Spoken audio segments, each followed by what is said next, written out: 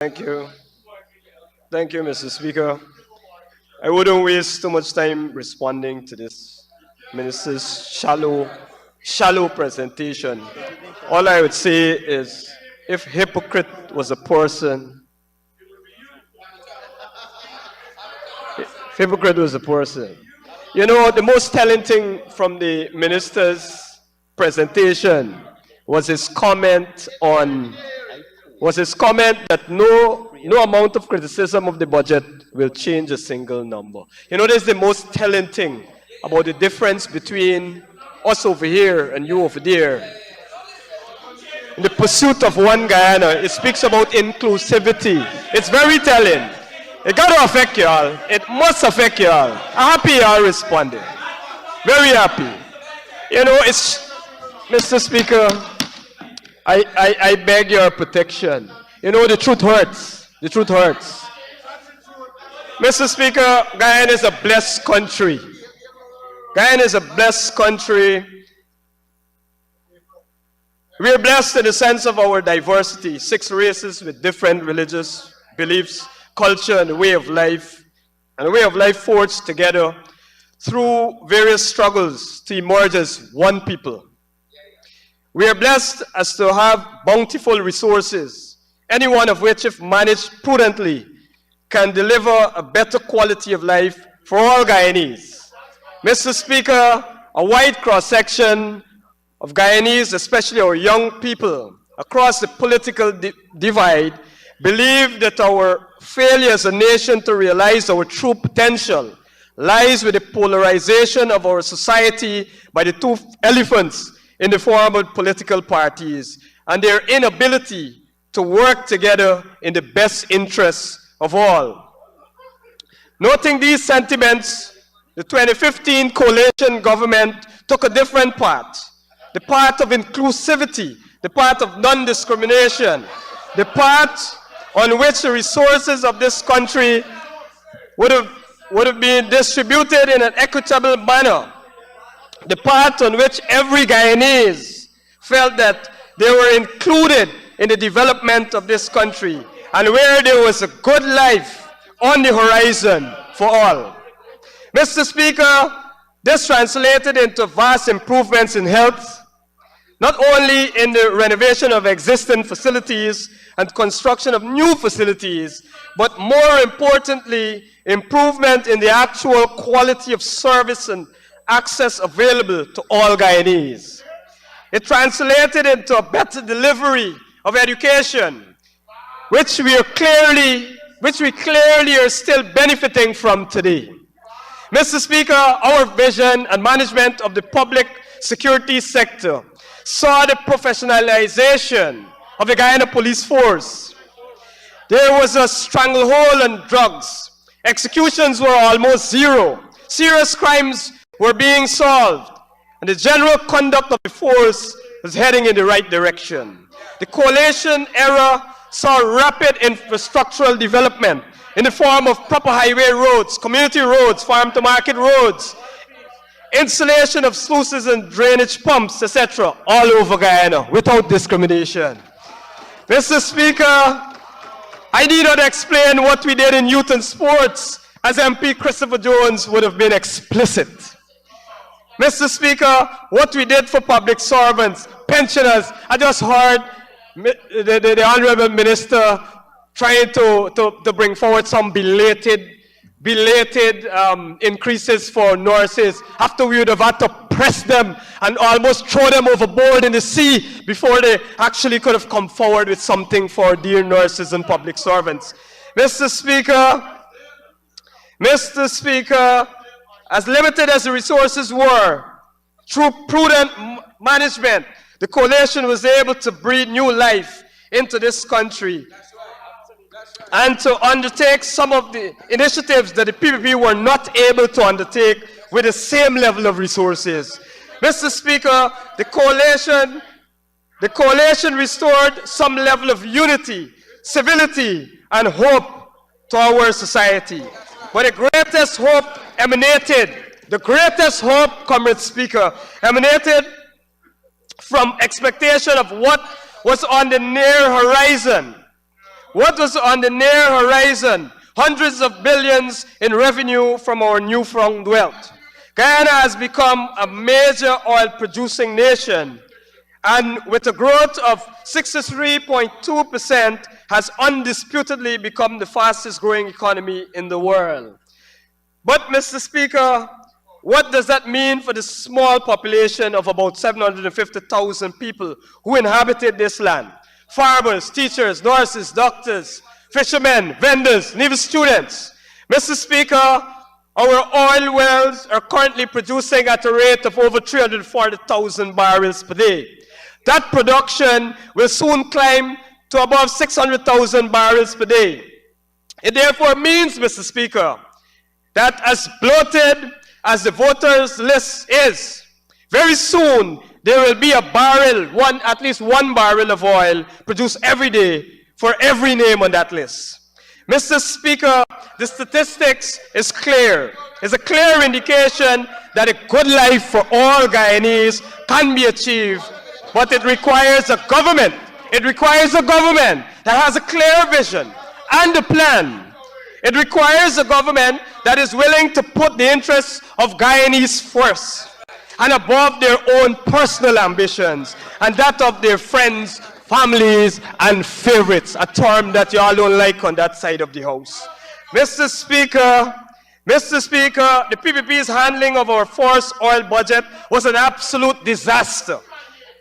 After their poor handling of the economy in 2020-2021, 2022 presented a golden opportunity to rebound and to place Guyanese on track to enjoy one of the highest living standards in the world.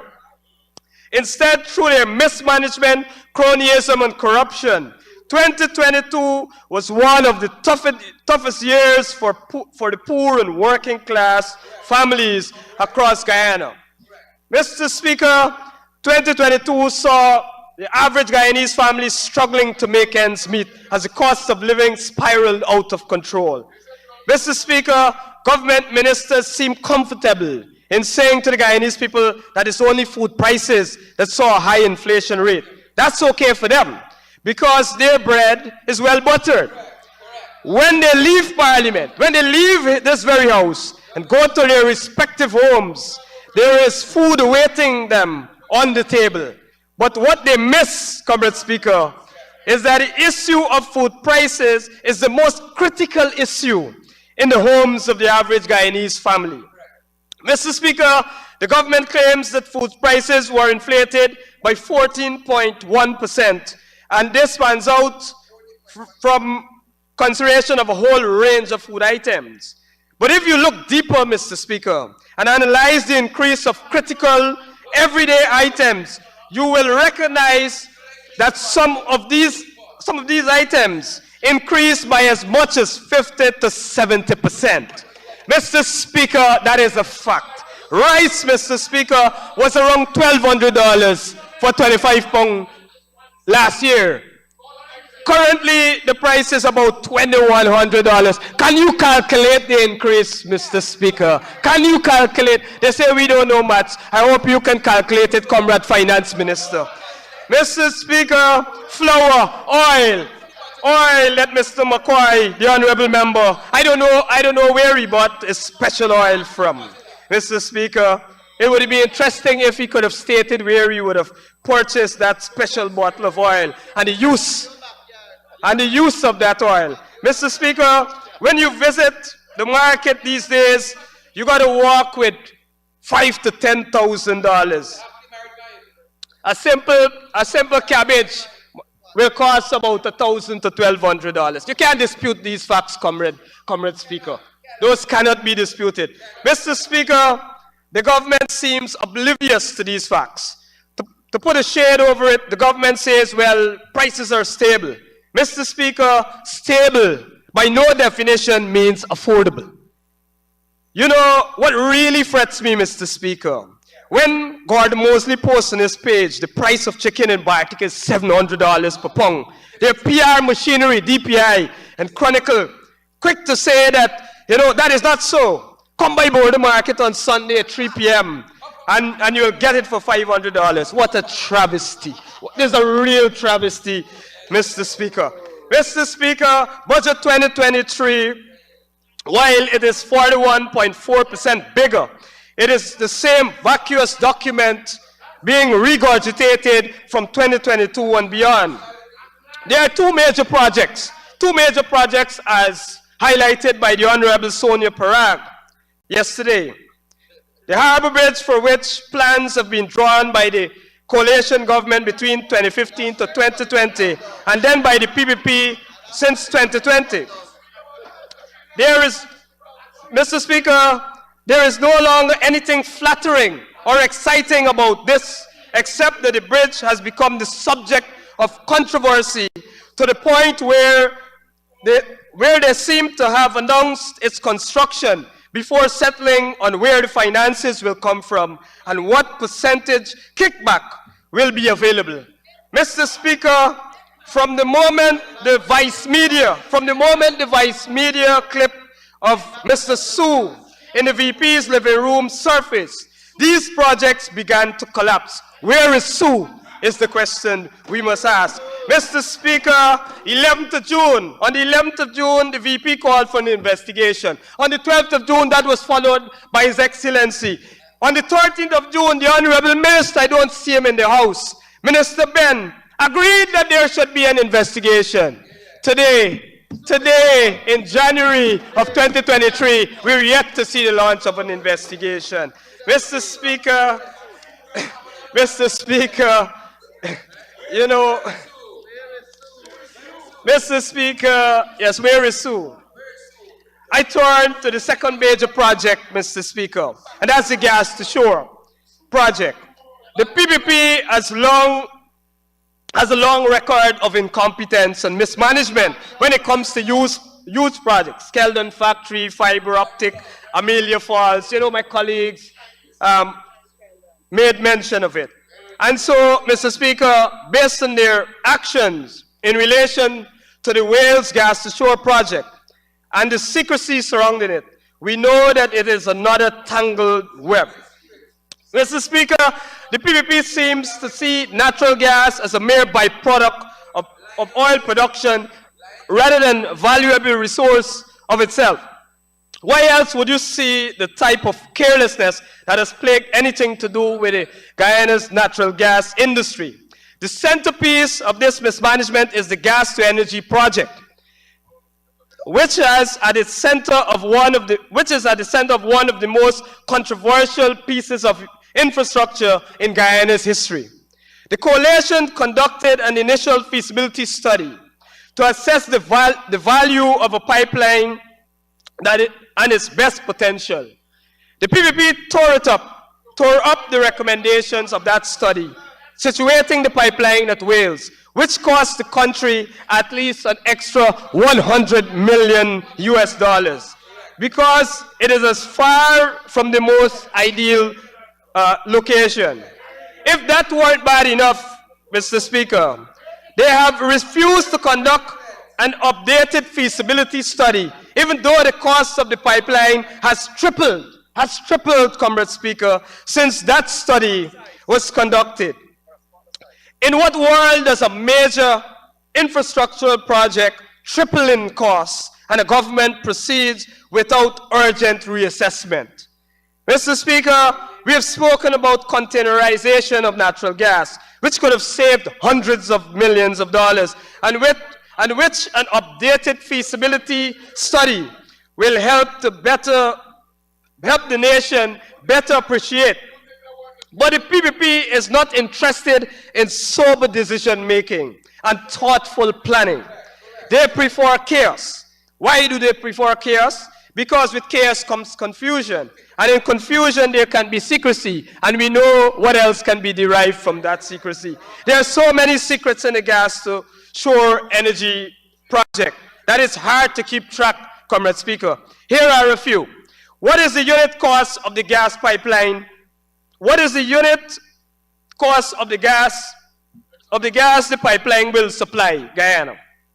2, where is the agreement between the government of Guyana and ExxonMobil for the construction of this pipeline? 3, what is the final cost of this pipeline and what provisions are in place to address any cost overruns.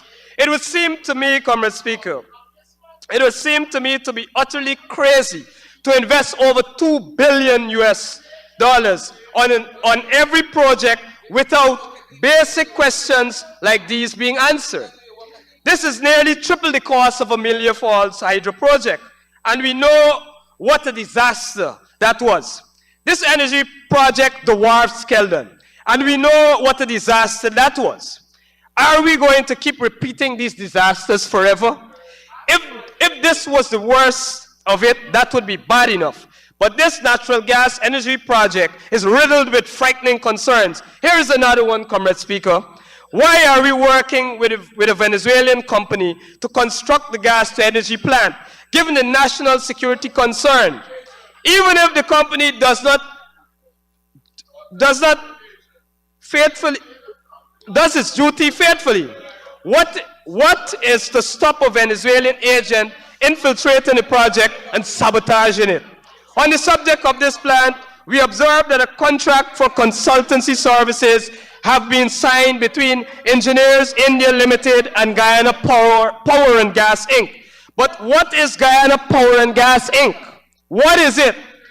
If this company is intended to operate the plant, why has GPL been bypassed? In fact, what is the scope of this new company's powers? This is the type of broad daylight upending of existing systems and institutions that the PPP is famous for. I want to close on this issue with the biggest act of bypass we have seen to date, which is the government's claim that it intends to finance a stake in the gas-to-shore pipeline directly from Coast Oil. Mr. Speaker, this arrangement bypasses the very house we stand in, rendering the National Assembly irrelevant when the government seeks to finance major infrastructure projects.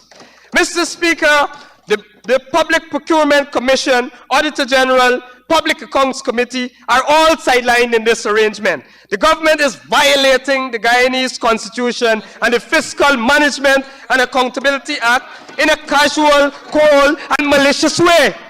Our neighbors in Venezuela experimented with this type of funding and totally lost control of their finances. Are we to repeat their mistakes, Comrade Speaker?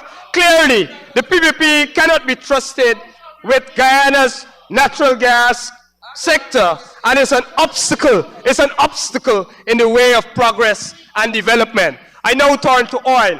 Mr. Speaker, the PPP has turned a bumper year for oil revenues into a bumper year for fear of about the management. Mr. Speaker. Fear of a... Mr. Speaker. Point of order. Honorable Minister, yes, please state that. 40, subclause 1. I ask that the honorable member be very careful with reference to and aspersions and allegations or innuendos in relation to a foreign territory which we have a border issue with. The content of speeches warns us to be sensitive on these issues, but in particular with Venezuela, I ask the honorable member to be responsible, sir. I'm asking for him to be responsible in the innuendos he's throwing out to do with a country we have a border issue with, and we're before the International Court of Justice right now. Such statements could cause problems at the World Court, and therefore asking the member to be sensitive and careful and not reckless. Thank you, Honorable Minister. Honorable Mr. Holder, I allowed the Honorable Minister to make the observation. I personally feel you have a right to traverse that area, but experience teaches wisdom, and among the most experienced people in here are the Honorable Member, Raj and Gail and myself. So I'm sure you are a quick learner. Please proceed. Duly noted, Comrade Speaker. The only question I would ask the Honorable Minister is if she was...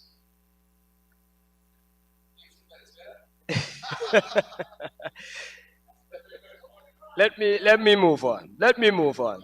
Mr. Speaker, the PPP has turned a bumper year for oil revenue into a bumper year for fear about the management of the oil industry. It is truly stunning how many controversies they generated in 2022 with their shady tactics and disdain for transparency and accountability.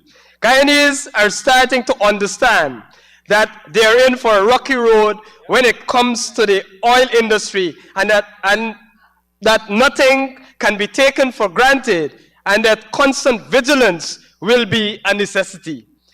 Even basic things like auditing Exxon cost oil expenses became the source of public outrage and concern. Recall that the PPP allowed the audit window for over $7 billion of cost oil expenses to elapse. So clueless, Comrade Speaker, were they about the proper management of an oil and gas industry. The Guyana government had to meekly ask for an extension, which was a national humiliation. They have subsequently caused the nation to be apprehensive, and that the audit will meet even the most reasonable expectation while concealing its results for months. On the other hand, they have refused to enforce the requirements for full coverage insurance that Exxon has signed onto in the Guyana's development permits, raising the specter of an unmitigated disaster should there be a major oil spill. We saw Guyana's first oil spill last year as well, and no report on it has been publicly ventilated so the nation can better understand the risks in its face. These are the types of concerns that keep vigilant citizens awake at night. We know that oil is a tricky man to manage and have seen many nations fall foul of poor governance in the sector. Will 2023 bring more of the same? Sadly, this is likely to be the case as the PPP is still to make public the new model production sharing agreement. Already, they have started the year off on the wrong foot. There is still time for the PPP to get its act together in the interests of all Guyanese. We urge them to put their country and citizens first. Mr. Speaker, I turn my attention to region number 2. Mr. Speaker, Budget 2023 is a colossal failure for the people of region number 2. While the Cinderella County and the Cinderella region has traditionally voted in a majority for the PPP, for the People's Progressive Party, they continue to treat them like a stepchild. Mr. Speaker, there is nothing in this budget that is transformational for the region. Nothing in this $750 billion budget that will cause the people of Region 2 to say it is progressing. Where is the regional agriculture plan? Where is the plan to turn around the ailing rice industry? Where is the plan to give the rice farmers the assurance that 2023 will be a productive year for them, and that the millers will not continue to take advantage of them, and the price of paddy will allow them to be able to put food on their tables and to live a comfortable life, at least for 2023. Mr. Speaker, our farmers are struggling. Many have loans which they are unable to service. Many rice farmers are still owed 2 to 3 crops by the millers. The PPP is doing absolutely nothing for them. They love to boast about the one-off flood relief grant as though it was an initiative to propel and advance the rice industry. It has not. Additionally, many farmers complain of being discriminated against and not receiving the grant. Mr. Speaker, there are several social media posts and videos to prove this fact. Many farmers complain that the assistance the government promised in 2022 in the form of fertilizer did not arrive at the time when the fertilizer was needed, and so the effectiveness was extremely poor. Mr. Speaker, I had to chuckle when I heard the minister boast about 2 concrete strips they call drying floors for rice farmers in a budget of almost $1 trillion. Surely that cannot be the prosperity that this government is building for tomorrow. Mr. Speaker, there are 5 programs that fall under the regional administration, agriculture being one of them. When you examine both recurrent and capital expense, there is a clear indication that the budgetary sums will impoverish our already depressed farmers and other producers of crops and livestock. Mr. Speaker, in 2022, there was little or no progress in maintenance of farm-to-market roads, other roads, and trenches. Honorable Minister Mustafa will soon take the podium and twist all the figures, while Minister Ejil will provide the usual sermon to tell this nation that they inherited dilapidated roads and how many farm-to-market roads they would have done to benefit farmers. Mr. Speaker, I'm tempted to tell them in advance to shut the hell up and go to the region and find these roads wherever they are. But I will not. Mr. Speaker, Mr. Speaker, Mr. Speaker, Mr. Speaker, Mr. Speaker. Honorable yes, Minister. sir. I rise in a point of order, content of speech. The gentleman just said, shut the hell up. That's what he told Minister Mustafa. That's what he said, sir. Honorable Minister, I always take the speaker as speaking to the speaker. The speaker speaks to the speaker. And throughout all the debates, I remind people when they say, you do this, they're admonishing the speaker. So I'm allowing him to tell the speaker to shut the M, right? But I'm listening, right? Mr. Speaker, I hope I can get back my time.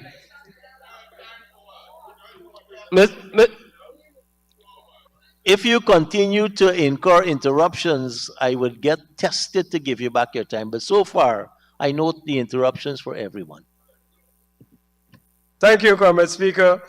You know, and I'm happy that Minister Ejil is offended. Minister Ejil, don't go away. I have a few for you. It might be a good thing that if we can recall in budget 2022, over 120 roads which would have been identified for completion by the very minister who just walked out. He obviously doesn't want to hear and to face the facts. Mr. Speaker, I have visited a majority of those roads identified, and more than 50% of them have not been completed. More than 25% of them are yet to begin. And so I would be happy if the minister could have stayed and answered a few questions. Mr. Speaker, not surprisingly, the works have not been completed, and in many cases, not even started. And when you look at the budget estimates, Comrade Speaker, when you look at the budget estimates, you will notice that they would have spent almost every dollar allocated. How is that possible? How is that possible? Mr. Speaker, you know, that is like the $22 million that was given to that contractor that the minister came out and tried to curse But here you're going to have to be careful, because you're saying given to. As far as I know, under all governments, mobilization advances are provided. So it makes like if the minister give this person mobilization, right? Let's talk about the mobilization given.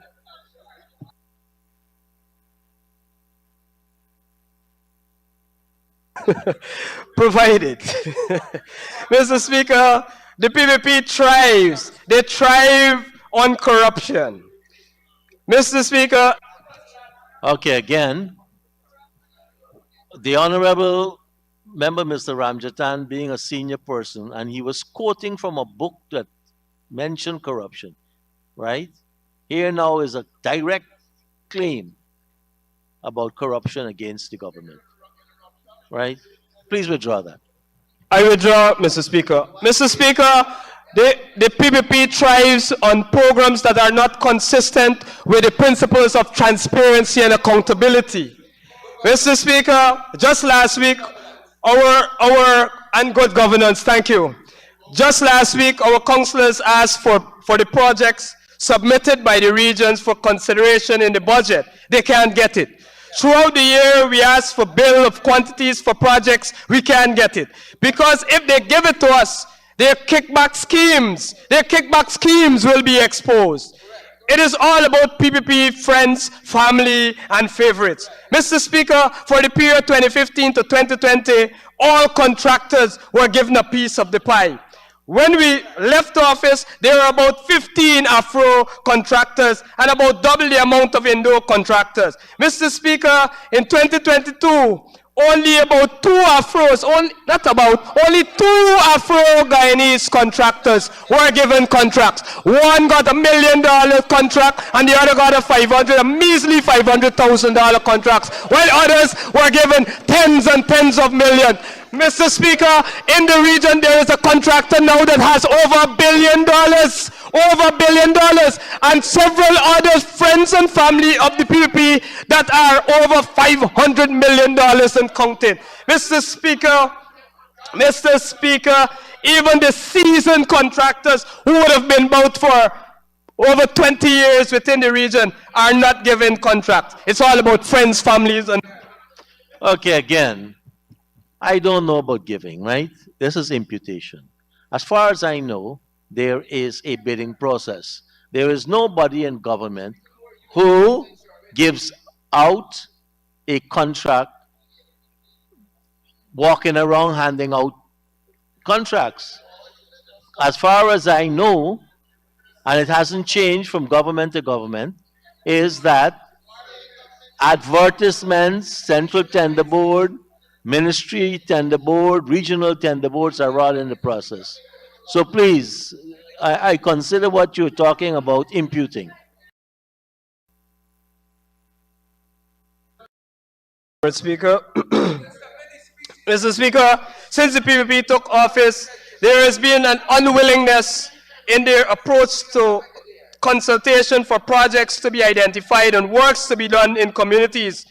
So much so that the NDCs have indicated that their involvement amount virtually to zero, and that they're not even given the bill of quantities so that they can at least monitor the projects. Mr. Speaker, Hoppy Street in Dartmouth, Hoppy Street rehabilitation in Dartmouth is a typical example. They refused to consult with our 5 councillors there. They refused to speak with the residents there, and so they went ahead and changed the road from an asphaltic surface to a concrete surface. Now the road is a foot high above the shoulders. It is too narrow for 2 vehicles to pass. Residents have a major problem getting their vehicles in and out of their yards. And after I would have exposed this scheme, Comrade Speaker, they belatedly tried to slope the edge. And you know concrete don't join, Comrade Speaker. And to the point where it's so sloped that an elderly resident slipped and fell and was injured, Comrade Speaker. Thank you, Honorable Member. And I know to continue, we have to join 5 minutes onto your time. It's now 2:48, so the 4 minutes of interruption that you've had, you've gotten back. Honorable Member, Mr. Jones. Thank you. Thank you, Comrade Speaker. Comrade Speaker, I move that the Honorable Member be given 5 minutes to conclude. Thank you very much, Honorable Chief Whip. Honorable Member, you may proceed. Mr. Speaker, thank you, Mr. Speaker. Mr. Speaker, the perpendicular road, the sideline dam that gives access to that road was dug up, and I presume it was part of the project. But now the residents are told that it is no longer part of that project. There is no money there to complete that part, so it's left just like that, dug up and left just in that state. And this is the identical thing. Mr. Speaker, I want to suspect that this unfinished section will provide the kickbacks that they so desire, as a new contract will be created to deal with that part of the road. And the identical thing was done at Affiance, at School Street Affiance. Comrade Speaker, I'm speaking from experience. I visited these contracts and interacted with the people there. Comrade Speaker, there was a $58 million contract there to do the entire street that runs from north to south. From north to south. $58 million. Suddenly, in the execution of the contract, only a section of the road was done. The $58 million was used up, and then a further $19 million was added for the other section. Mr. Speaker, this is the PPP at its best. Mr. Speaker, the health service delivery in the region is at its lowest. Healthcare workers have been expressing great dissatisfaction in the way the government manages these services. Allocations made for the purchase of supplies and pieces of equipment to enhance health services in the region are yet to be delivered, and in some cases, where delivered, were substandard. Mr. Speaker, a typical example was the river ambulance purchased by the government at the tune of $24 million, which was clearly not up to standard, as was observed and commented on by hundreds of Guyanese on the Facebook post featuring the Minister of Health cutting ribbons. Mr. Speaker, persons were quick to draw to the government attention that several proper ambulances were commissioned by the APNU AFC former minister, Volder Lawrence, in Bartica and Linden, to the tune of just $11 million versus their $24 million. But this is the PPP, Comrade Speaker. Comrade Speaker, the CHW program pioneered by Comrade Volder Lawrence, again, was a program aimed at improving healthcare within the region. Comrade Speaker, the PPP disbanded that program and ventured into rebranding it, calling it nursing assistant now. Now, you know, whether you call it community health worker, nursing assistant, it's virtually the same thing. But if Comrade Mahadio wants to claim, and the minister wants to claim that it's a different program and it's so much more advanced, I dare say to them that that cannot be the case with a program which sees persons with no experience being brought in and trained for only 13 months, reducing the program, the time of training to only 13 months. And then you call them, you know, or you claim that it's more advanced. Mr. Speaker, there are so many more things that are going wrong within the region, and time would not permit me to mention all of them. In local governance in the area of public security, crime spiraling out of control, hotspots being created, I will not venture into those at this time. But in concluding, Mr. Speaker, Budget 2022 lacks vision, a comprehensive plan to transform region, and a comprehensive plan to transform Region 2. As Comrade Amanza rightfully said, the resources are available, but the competence is lacking, Mr. Speaker. As I travel the region, the sentiments that I receive is that the cost of living is killing people, and the budget has nothing for them. I spoke with a 36-year-old single mother, Padmini, from the village of Better Success, who works 2 jobs in order to send her young 16-year-old daughter to UG, and who is paying a rent of $60,000 for an apartment to stay in. She expressed that she was just recently told that due to an increase in cost of living, the rent will now be increased to $70,000. Mr. Speaker, it is these and other reasons that a coalition has declared that it will make UG free again, that it will write off students' loan, that it will provide students stipend to help vulnerable mothers like Padmini. Mr. Speaker, with a $750 billion budget, transformational projects like University of Guyana campus in Region 2 is what we expected to see.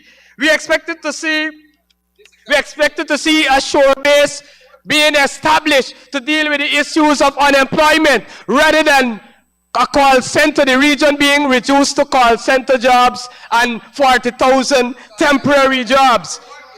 Mr. Speaker, in this budget, the PPP seems to think that the only jobs that are We're now about 2 minutes over the 5 minutes. I thought you were just about to wind down. Please.